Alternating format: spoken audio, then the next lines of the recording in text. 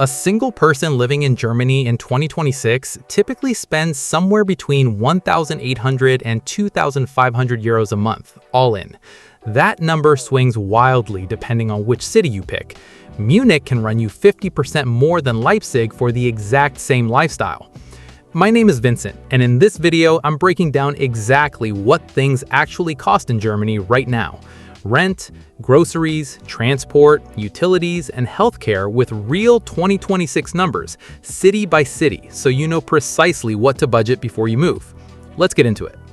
Let's start with the biggest expense by far, because housing typically eats up around a third of the average household budget in Germany, and the range here is enormous depending on where you live.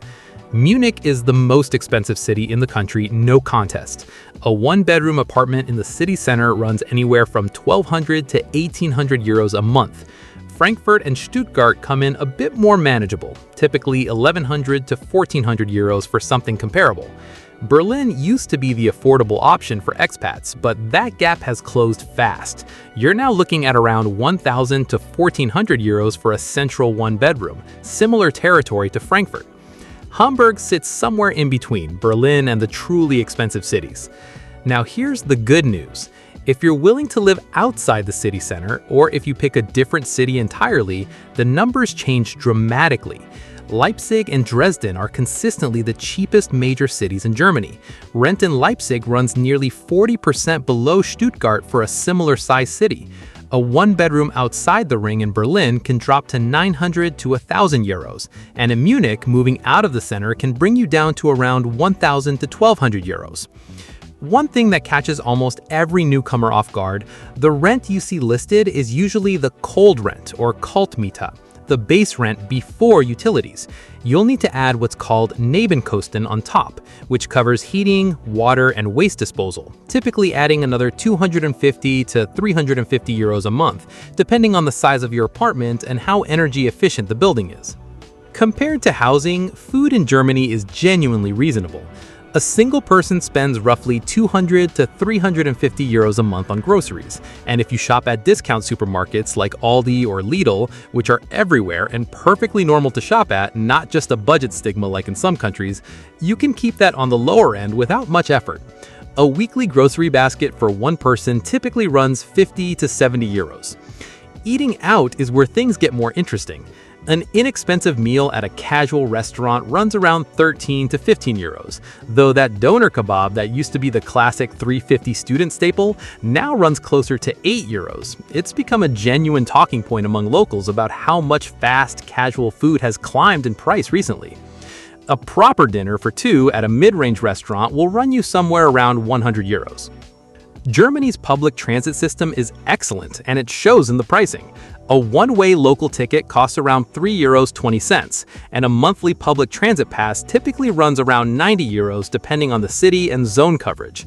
If you want to skip transit altogether, plenty of expats and locals get around by bike. You can even rent one through Deutsche Bahn's bike share service for under 6 euros a month. For utilities, beyond the Nebenkosten already bundled into your rent, you'll usually need to arrange electricity and internet separately. Internet typically runs 30 to 50 euros a month for a standard high-speed connection.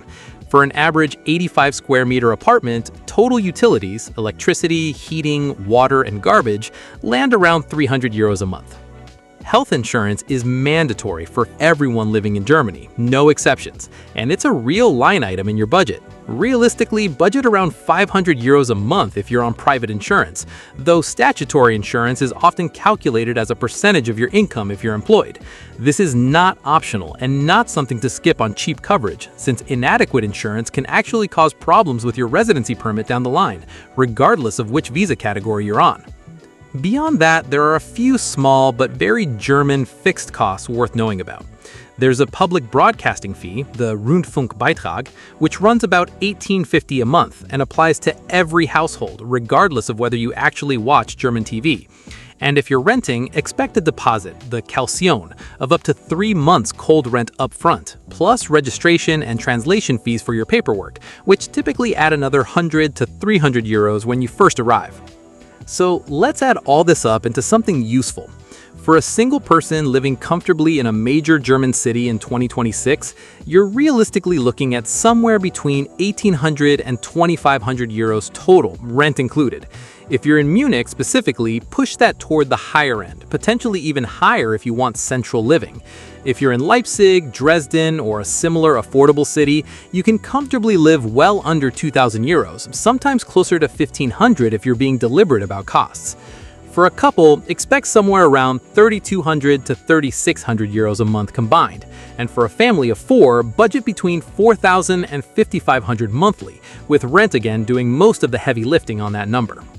If you're planning to work here, the salary question naturally follows. For a single person, a gross salary of 50 to 60,000 euros a year gives you a genuinely comfortable life in most German cities. If Munich specifically is your target, aim closer to 65 to 75,000 to have similar breathing room, since your take-home doesn't stretch nearly as far there. If budget is your primary priority, the clear winners are Leipzig, Dresden, and Dortmund. All of them offer meaningfully lower costs of living while still having decent job markets and solid infrastructure, which makes them genuinely practical choices rather than just cheap ones. On the other end, Munich, Frankfurt, and Hamburg consistently rank as the most expensive, driven by strong local economies, high housing demand, and in Frankfurt's case, its role as a major European financial hub. Worth noting too, even within expensive cities, the eastern districts of Berlin tend to run noticeably cheaper than western neighborhoods like Charlottenburg or Mitte, so within-city choices matter almost as much as which city you pick in the first place. So that's the real cost of living in Germany in 2026. Moderate for Western European standards, genuinely affordable if you pick the right city, but housing costs that can swing your budget by hundreds of euros depending on where exactly you land. If you're planning a move, my honest advice is to run your specific numbers against your target city before committing to anything, because the gap between Munich and Leipzig is bigger than most people expect. If this was useful, subscribe for more country cost breakdowns and let me know in the comments which city or country you want me to cover next.